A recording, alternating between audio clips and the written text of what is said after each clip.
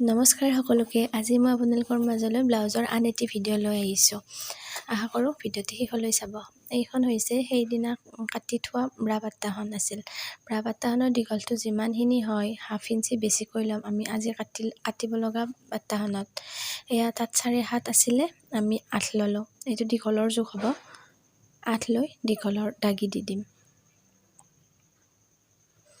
এইটো দীঘল হ'ল। এতিয়া আমি বহলটো লৈ ল'ম। বহল ল'ম আমি 3.5।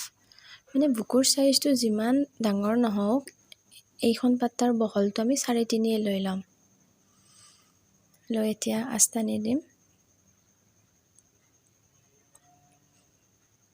ইপিনে আমি বহলৰ আঁচটো মাৰি ল'ম। বক্সৰ নিচিনাকৈ আছে এটা মাৰি ল'ব আৰু এয়া আছে কাটি দিব।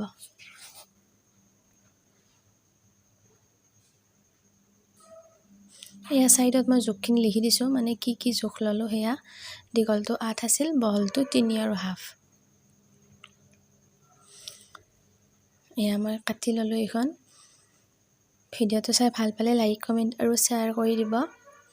এনেকৈ মাজতে কাগজখন দুভাঁজ কৰি ল'ব সমানকৈ। লৈ যিফালৰ ফালে খোলা থাকে, মানে দুখানৰ নিচিনা হৈ থাকে, সেইফালে এটা চাইডৰ পৰা হাফ ইঞ্চি লৈ ল'ব।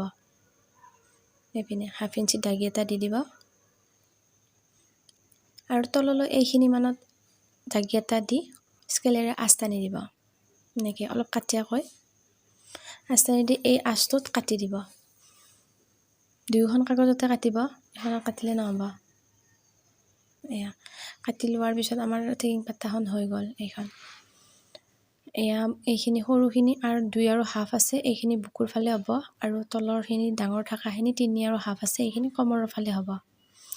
এইখন আমাৰ টেকিং পাত্তা কাটি ৰেডি হৈ গ'ল। ভিডিঅ'টি শেষলৈ চোৱাৰ বাবে বহুত ধন্যবাদ।